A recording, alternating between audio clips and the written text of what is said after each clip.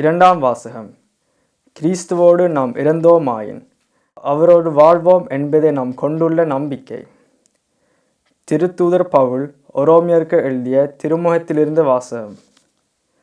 சகோதர சகோதரிகளே, திருமுழுக்கினால் கிறிஸ்து இயேசுவோடு இணைந்திருக்கும் நாம் அனைவரும் அவருடைய சாவிலும் அவரோடு இணைந்திருக்கிறோம் என்பது உங்களுக்கு தெரியாதா? இறந்த கிறிஸ்துவை மாட்சிமிகு தந்தை உயிர்த்தெழ செய்தார்.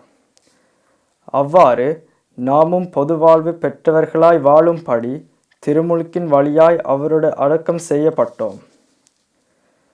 கிறிஸ்துவோடு நாம் இறந்தோமாயின் அவரோடு வாழ்வோம் என்பதே நாம் கொண்டுள்ள நம்பிக்கை.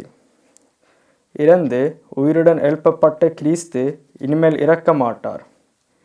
இனி அவர் சாவின் ஆட்சிக்கு உட்பட்டவர் அல்ல என நாம் அறிந்திருக்கிறோம். அவர் இறந்தார். பாவத்தை ஒழிக்க ஒரே ஒரு முறை இறந்தார்.